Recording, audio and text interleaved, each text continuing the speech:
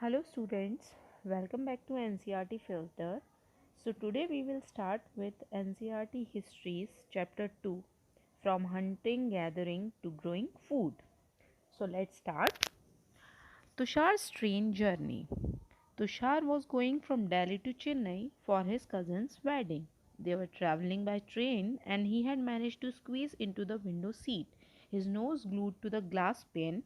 As he watched trees and houses fly past, his uncle tapped his shoulder and said, "Do you know that trains were first used about 150 years ago and that people began using buses few decades later?" तो यहाँ पर एक लड़का है तुषार जिसकी train journey के बारे में बात हो रही है। तो वो अपने कज़न की शादी में गया था, फ्रॉम दिल्ली टू चेन्नई जा रहा था। तो रास्ते में क्या हुआ, उसने बहुत से ट्रीज़ और हाउसेस को देखा कि वो गुजरते जा रहे थे। ठीक है, तो वो विंडो सीट पर बैठा हुआ ये सब बाहर देख रहा था। सडनली उसके अंकल ने उसके शोल्डर पर टैप किया और उन्होंने पूछा, तुषार क्या तुमको पता है कि ट्रेन्स जो है वो 150 ईयर्स अगो पहले ही इन्वेंट हो गई थी, यानी 150 साल पहले ही इन्वेंट हो गई थी, और बसेस उसके कुछ 10 साल बाद इन्वेंट हुई थी।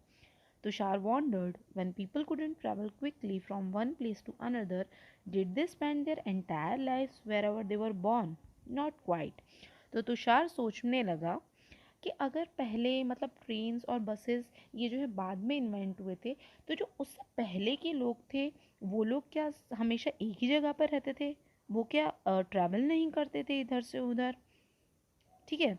और तो यही उसका क्वेश्चन था कि वो अपनी एंटायर लाइफ उसी जगह पर स्पेंड कर देते जहाँ पर वो बॉर्न हुए थे, जहाँ पर वो पैदा हुए थे। तो that was the question of Tushar. Not quite. तो अब हम बढ़ते हैं चैप्टर की तरफ। ठीक है, why were they on the move? We know about people who lived in the subcontinent as early as 2 million years ago. तो अब यहाँ पर हम बात कर रहे हैं उन लोगों की जो कि 2 मिलियन साल पहले रहा करते थे। ठीक है, क्योंकि ट्रेन जो है, हम अभी तुषार के अंकल ने बताया था कि ट्रेन क्या हुई थी, कब हुई थी इन्वेंट? 150 ईयर्स अगो पहले हुई थी। ठीक है, लेकिन यहाँ बात हो रही है 2 मिलियन ईयर्स अगो की। ठीक है, today we describe them as hunter gatherers. The name comes from the way in which they got their food. Generally, they hunted wild animals, caught fish and birds, gathered fruits, roots, nuts, seeds, leaves, stalks and eggs. तो ये लोग जो भी 2 million years पहले रहते थे उन लोगों को बेसिकली क्या कहा जाता था? हंटर और गैदरर्स कहा जाता था। ठीक है, क्योंकि वो क्या करते थे? They used to hunt the animals or gather the food for their survival or for their consumption. ठीक है, the name comes from the way in which they got their food. Generally they hunted wild animals. तो यहाँ पर ये किन किन चीज़ों को हंट करते थे? वाइल्ड एनिमल्स को हंट करते थे, और क्या करते थे? मछलियाँ पकड़ते थे, बर्ड्स, और गैदर क्या करते थे? Fruits, roots, nuts, seeds, leaves, जो भी खाने के लायक चीज़ें होती थी उन सबको वो गैदर करते थे। ठीक है, hunting Hunter gatherers moved from place to place. There are many reasons for this. तो यहाँ पर बहुत से रीजंस हैं कि वो जो हंटर थे, जो 2 मिलियन, अराउंड 2 मिलियन ईयर्स पहले के जो पीपल थे, वो लोग क्यों हंटिंग करते थे और क्यों मतलब इधर से उधर क्यों ट्रैवल करते थे? जो भी हंटर और गैदरर्स थे वो क्यों प्लेस टू प्लेस मूव करते थे? तो यहाँ पर बहुत से रीजंस हैं। फर्स्ट देख लेते हैं। ठीक है, if they had stayed at one place for a long time, they would have eaten up all the available plant and animal resources. अगर वो एक ही जगह पर रहते तो क्या होता? वहाँ के एक टाइम ऐसा होता जब वहाँ के जो प्लांट्स और जो भी रिसोर्सेज होते थे, ठीक है, एसेंशियल रिसोर्सेज जिन्हें वो यूज़ किया करते थे, वो एक टाइम के बाद ख़त्म हो सकते थे। इसीलिए वो क्या करते थे? प्लेस टू प्लेस मूव करते थे। Therefore they would have to go to elsewhere in search of food. ठीक है, तो ये था पहला रीज़न। दूसरा रीज़न था animals move from place to place. इनके जो एनिमल होते थे जिन्हें ये पालते थे, ठीक है, वो क्या करते थे? प्लेस टू प्लेस मूव करते थे। किस लिए? अपने प्रे। प्रे क्या होता है? जो भी छोटे छोटे कीड़े मकोड़े होते हैं उनको पकड़ने के लिए, जो बड़े एनिमल्स छोटे छोटे कीड़े मकोड़ों को पकड़ते हैं, ठीक है, उन्हें प्रे बोला जाता है। ठीक है, और in the case of dear and wild cattle, और अगर हम डियर और वाइल्ड कैटल की बात करें तो वो लोग क्या करते थे, वो जानवर क्या करते थे, इन सर्च ऑफ ग्रास और लीव्स क्या करते थे, वो मूव करते थे, मतलब वो घास खाते हैं, ठीक है, वो शाकाहारी होते हैं, तो ग्रासेस और लीव्स को फाइंड आउट करने के लिए वो जो है मूव करते थे प्लेस टू प्लेस। इस वजह से भी those who hunted them had to follow their movement, तो इसी वजह से जो लोग होते थे उन्हें भी क्या करना पड़ता था, इनके साथ मूव करना होता था, क्योंकि उन्हें क्या करना था, डियर और कैटल्स को हंट करना होता था अपने कंजम्पशन के लिए, ठीक है। तो अब थर्ड की बात करेंगे। थर्ड रीज़न क्या था, what was the third reason? Plants and trees bear fruit in different seasons, so people may have moved from season to season in search of different kind of plants. अब जो trees होती थी उन पर जो है fruits, जो है fruits का एक season होता है, ठीक है, तो वो उसी के according क्या करते थे, जब fruits का season होता था कि इस trees पर अब fruit आने वाले हैं, तो तभी वो जो है move कर जाते थे उस जगह पर, ठीक है। तो थर्ड reason was that, ठीक है। फोर्थ रीज़न क्या था? People, plants, and animals need water to survive. What is found is water found in lakes, streams, and rivers. While many rivers and lakes are perennial with water throughout the year. Perennial मतलब क्या होता है? जहाँ पर पूरे साल पानी होता है, ठीक है। Others are seasonal.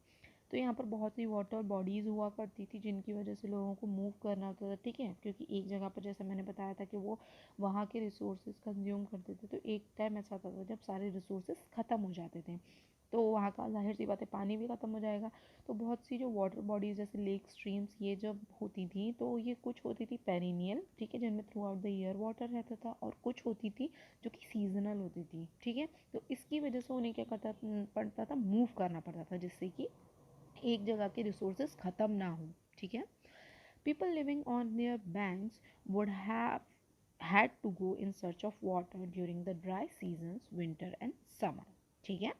तो पीपल जो कि बैंक्स पर, बैंक्स मतलब जो रिवर और स्ट्रीम्स, इनके मतलब नदियों के, तालाबों के जो किनारे रहा करते थे, उन्हें क्या करना पड़ता था, पानी की तलाश में जाना पड़ता था। कब? ड्राई सीजन्स में, ठीक है, विंटर और समर दोनों में, ठीक है। How do we know about these people? Archaeologists have found some of the things hunter gatherers made and used. It is likely that people made and used tools of stone, wood, and bone, of which stone tools have survived best. तो अगर आप लोगों ने मेरी पहली class मतलब history का chapter first देखा, तो उसमें मैंने आपको बताया था कि जो सोर्सेज थे, ठीक है, आर्कियोलॉजिस्ट जो होते हैं वो जो है सोर्सेज कलेक्ट करते हैं, जिससे कि हम जो है अपने जो पास्ट के बारे में, पास्ट के जो भी एविडेंसेस हैं कि प्रूफ्स के बारे में जान पाते हैं, ठीक है। तो उसी तरह से यहाँ पर भी हंटर गैदरर्स के बारे में हमारे पास बहुत से सोर्सेज मिले हैं हमें, जैसे कि it is likely that people made, के लोग जो है स्टोन टूल्स बनाते थे, ठीक है, लकड़ी के टूल्स बनाते थे, बोन्स के टूल्स, बोन्स कहाँ से आते थे, एनिमल्स बोन्स, ठीक है, जैसे जानवर मर गया, उसकी बोन्स पड़ी हुई हैं, उसके टूल्स बना दिए, of which stone tools have survived best. तो इन सब में से भी मतलब बोन्स के कितने तरह के टूल्स मिलते थे हमें, बोन्स, ठीक है, वुड वुड सॉरी, और स्टोन, इन तीनों में से कौन से सबसे बेस्ट सर्वाइव किए थे, स्टोन टूल्स। स्टोन टूल्स अभी तक यूज़ किए जाते हैं, ठीक है। Some of these stone tools Some of these stone tools were used to cut meat and bone, scrape bark from trees and hides, animal skins, chop fruit and roots. तो बहुत से जो स्टोन टूल्स होते थे वो किस लिए use किए जाते थे, मीट्स और बोन्स को तोड़ने के लिए, ठीक है, बार्क, ट्री बार्क जो होती हैं उनको स्क्रैप करने के लिए, स्क्रैच करने के लिए, ठीक है। बार्क से क्या होता था, वो जो है बहुत सी मतलब हर्ब, एज अ हर्ब भी यूज़ किया करते थे ट्री बार्क को, ठीक है। और हाइड्स, एनिमल्स की स्किन को काटने के लिए ये टूल्स यूज़ किए जाते थे, और फ्रूट्स और रूट्स को काटने के लिए।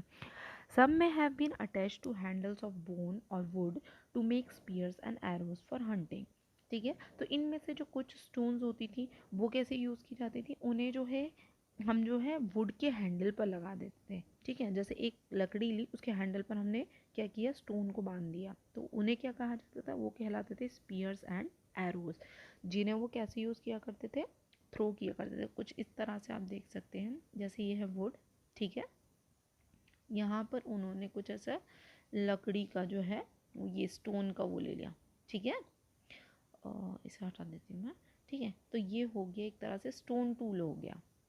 तो इसे क्या करते थे, वो जब थ्रो करते थे तो क्या होता था, एनिमल्स को हंट करने में ज़्यादा आसानी होती थी, ठीक है। Other tools were used to chop wood which was used as firewood, ठीक है। तो जो कुछ टूल्स होते थे वो जो है लकड़ियाँ काटने के लिए यूज़ किए जाते थे, जिनको जो है, और उन लकड़ियों को किस लिए यूज़ किया जाता था, फायरवुड के लिए, आग जलाने के लिए, ठीक है। Wood was also used to make huts and tools, okay. तो हट्स और टूल्स भी बनाए जाते थे वुड से। तो यहाँ आप देख सकते हैं, ये फिगर देख सकते हैं आप, ठीक है। यहाँ पर क्या है ये देख लेते हैं। स्टोन टूल्स, ये देख लेते हैं। स्टोन टूल्स में also have been used for left digging the ground to collect edible roots. तो यहाँ आप इस वाले में देख सकते हैं, ये जो लेफ्ट में है, स्टोन टूल्स को कैसे यूज़ किया जाता था, डिग करने के लिए। डिग मतलब खोदने के लिए, ठीक है। जैसे आपको जो है एडिबल रूट्स निकालने, जैसे एडिबल रूट्स होती है ना, हमारे कुछ फ्रूट्स के होते हैं रूट्स में आते हैं, ठीक है। तो उन एडिबल रूट्स को निकालने के लिए इन टूल्स का यूज़ किया जाता है, स्टोन टूल्स का, ठीक है। और जो ये राइट में है वो क्या है, stitching clothes made out of animal skin, ठीक है। तो ये कुछ इतने नुकीले हुआ करते थे कि वो उन्हें जो है एज अ नीडल भी यूज़ किए कर सकते थे, सुई की तरह, ठीक है। तो क्या यूज़ किया जाता था, एनिमल स्किन को स्टिच करने के लिए भी वो यूज़ किए जाते थे, जिससे कि वो इन्हें पहन सकें, ठीक है। Choosing a place to live in, look at map 2 below. All the places marked with red triangles are sites from which archaeologists have found evidence of hunter gatherers, ठीक है। तो यहाँ ज़रा हम मैप को देखते हैं, मैं थोड़ा इसे छोटा कर देती हूँ, ठीक है। यहाँ आई होप आप लोगों को मैप दिख रहा होगा, ठीक है। तो इसमें क्या बोल रखा है, जो भी रेड कलर के ट्रायंगल से शो किया गया मार्क्ड है, ठीक है, वो जो है साइट्स हैं, वो किसके थ्रू फाइंड आउट की गई हैं, आर्कियोलॉजिस्ट ने वो साइट्स फाउंड की हैं, और वहाँ पर हमें क्या मिला है, एविडेंसेस मिले हैं, किनके, हंटर्स और गैदरर्स के। तो यहाँ हम देख लेते हैं, मार्क कर लेते हैं। यहाँ आप देख सकते हैं कुरनूल केव्स, ठीक है, और क्या है, हुंसगी, ठीक, भीमबेटका, और क्या है, बस इतने ही हैं, ठीक है, ओके।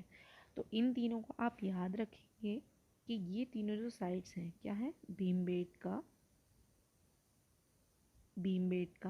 हुंसगी, ठीक है, ये क्या है, इम्पॉर्टेंट साइट्स हैं जहाँ से हमें हंटर और गैदरर्स के एविडेंसेस मिले हैं, ठीक है। तो कुरनूल केव्स, ठीक है, हुंसगी और भीमबेटका, इन्हें आप याद रखेंगे, ठीक है। Gatherers. Hunter gatherers lived in many more places, only some are shown on the map. Many sites were located near sources of water such as rivers and lakes. ये मैं आपको बता चुकी हूँ, ठीक है। वो ज़्यादातर क्या करते थे, लेक्स और रिवर्स के ही बैंक्स पर रहते थे, ठीक है। तो इन तीनों साइट्स को आप याद रखेंगे, किससे रिलेटेड है, ये रिलेटेड है हंटर और गैदरर्स से, ठीक है। तो मूव करते हैं आगे, ये देख लेते हैं ये क्या है, ठीक है। Bhimbetka in present day Madhya Pradesh, तो ये याद रखेंगे आप, भीमबेटका क्या है, अभी मैंने आपको बताया था लास्ट पेज पर, ठीक है। भीमबेटका क्या है, ये it's a site which is related to the hunter and gatherers, ठीक है। तो भीमबेटका कहाँ है, एमपी में है, ठीक है, प्रेजेंट डे मध्य प्रदेश में है ये, ठीक है। This is an old site with caves and rock shelters. People choose these natural caves because they provided shelter from the rain, heat and wind. तो भीमबेटका बेसिकली क्या थी, ये केव्स हुआ करती थी, ठीक है। भीमबेटका केव्स ये कहाँ है, मध्य प्रदेश में है, ठीक है। तो लोग क्या करते थे, हंटर गैदरर्स क्या करते थे, इनका यूज़ करते थे, कैसे, एज अ रॉक शेल्टर्स, ठीक है। एक तरह से जब भी बारिश होती थी या कोई भी हीट गर्मी ज़्यादा होती थी या विंड्स चलती थी, तो वो उनसे, ये जो केव्स होती थी उनसे लोगों को प्रोटेक्ट करती थी, ठीक है। तो they used to hide on that caves. These rock shelters are close to the Narmada Valley. Can you think of why people choose to live here? ठीक है। नर्मदा वैली की अगर आप लोगों ने मेरी लास्ट क्लास देखी है, हिस्ट्री का चैप्टर 1 देखा, तो उनमें उसमें मैंने आपको नर्मदा वैली के बारे में बताया था। ठीक है, सब मैंने मैप में लोकेट किया था। तो अगर आपको नहीं पता है तो प्लीज़ उस क्लास को ज़रूर एक बार देखें। ठीक है, इसी से आप जो है आगे कॉन्सेप्ट समझ पाएंगे। ठीक है, तो मूव करते हैं हम। As stone tools were important, people tried to find places where good quality stone was easily available. ठीक है, मैंने आपको बताया ना कि जो 3 तरह के टूल्स होते थे, बोन्स टूल्स, स्टोन टूल्स और वुड टूल्स, तो जिनमें सबसे बेस्ट क्वालिटी के कौन से होते थे? Stone tools. ठीक है, तो ये क्या थे? इम्पॉर्टेंट थे। ठीक है, people try to find places where good quality stone. तो अब लोगों ने क्या किया, वो स्टोन टूल्स को ज़्यादा इंपॉर्टेंस देते थे, तो इसी वजह से वो क्या करते थे, बेस्ट क्वालिटी की स्टोन्स को ढूंढना स्टार्ट किया उन्होंने अब। ठीक है, rock paintings and what they tell us. A painting from a rock shelter describe the painting. Many of the caves in which these early people lived have paintings on the walls. Some of the best examples are from Madhya Pradesh and southern Uttar Pradesh. These paintings show wild animals drawn with great accuracy and skill. तो जैसा हम अभी हमने भीमबेटका एक जो है क्या है, साइट है। ठीक है, जहाँ से हमें हंटर गैदरर्स के बारे में पता चलता, एविडेंसेस मिले थे। और वो एविडेंसेस क्या थे कि ये इन्हीं रॉक्स में, इन्हीं शेल्टर्स, इन्हीं केव्स में रहा करते थे। ठीक है, और यहाँ से हमें क्या मिला है? पेंटिंग मिली है। यहाँ आप ये देख सकते हैं। ठीक है, इस तरह की पेंटिंग मिली है इन रॉक्स, इन केव्स के अंदर। तो इनके बेस्ट एग्जाम्पल क्या है? ठीक है, रॉक शेल्टर के बेस्ट एग्जाम्पल एक तो आपको पता है कि भीमबेटका है, जो कि है मध्य प्रदेश में, और एक है सदर्न उत्तर प्रदेश में। ठीक है, और यहाँ पर जो पेंटिंग्स हैं, these painting shows wild animals drawn with great accuracy. तो यहाँ पर ये इस तरह का कुछ जो है आप देख सकते हैं, फिगर बना हुआ है, जहाँ पर ये जो है ये एनिमल भाग रहा है और ये इंसान है आई थिंक जो इसे पकड़ रहा है। ठीक है, यहाँ आप ये देख सकते हैं, ये हैं वो केव्स में से थोड़ा, यस, तो ये हैं वो केव्स। ठीक है, कौन सी? भीमबेटका केव्स और रॉक शेल्टर केव्स। ठीक है, मूव करते हैं नेक्स्ट पेज पर। ओके, तो अब बात करते हैं साइट्स के बारे में। ठीक है, what were the sites? Sites are places where the remains of things, tool spots, buildings, etc. were found. These were made, used, and left behind by people. These may be found on the surface of the earth, buried under the earth, or sometimes even under water. ठीक है, तो sites क्या होती हैं? Basically ये वो जगहें होती हैं जहाँ से हमको जो है पुराने रिमेन्स, ठीक है, जो सोर्सेज होते हैं वो मिलते हैं, जैसे कि टूल्स हो गए, पॉट्स हो गए, बिल्डिंग्स हो गए। ठीक है, पुराने ज़माने के। ठीक है, तो ये हमें कहाँ मिलती हैं? ये हमें जो है अंडर द अर्थ मिल सकती हैं। ठीक है, बरीड अंडर द अर्थ और अर्थ सरफेस पे भी मिल सकती हैं। ठीक है, तो ये साइट्स आई होप आप समझ गए होंगे कि क्या होती हैं। ठीक है, ठीक है, तो अब जैसे कि हमने जो है उन 3 साइट्स के बारे में पढ़ा, कौन सी? हुंसगी, भीमबेटका और कुरनूल केव्स। ठीक है, जहाँ से हमें हंटर और गैदरर्स के बारे में एविडेंसेस मिले हैं। तो उन्हीं उसी तरह से बहुत सी डिफरेंट साइट्स हैं जिन्हें हम लेटर चैप्टर्स में पढ़ेंगे। ठीक है, फाइंडिंग आउट अबाउट फायर। अब बात करते हैं आग की, फायर की। Find the Kurnool caves on map 2, जो मैंने आपको दिखाया था। ठीक है, अभी हम दोबारा से देख लेंगे उसे। Traces of ash have been found here. अब ये चीज़ इंपॉर्टेंट आती है, यहाँ से और क्या मिला है? कुरनूल केव से हमें क्या मिला था? हंटर और गैदरर्स के बारे में एविडेंसेस मिले थे। अब यहाँ से हमें क्या मिला है? हमें यहाँ से ऐश भी मिली है, एशेस। ठीक है, या ऐश बोल देते हैं। ठीक है, यहाँ हमें ऐश भी मिली है। ऐश मतलब राख। तो जाहिर सी बात है, जब राख मिलेगी तो इसका मतलब उस टाइम पर फायर का भी यूज़ हुआ करता था। ठीक है, fire was invented on that period. This suggest that people were familiar with the use of fire. Okay, fire could have been used for many things as a source of light, to roast meat and to scare away animals. आप सब जानते हैं fire के uses क्या क्या होते हैं। ठीक है, उसी के लिए वहाँ पर भी लोग इसे यूज़ किया करते थे फायर को। What do we use fire for today? ठीक है, ये एक्टिविटी ये आप करेंगे कि हम किन किन चीज़ों के लिए फ़ायर को यूज़ करते हैं।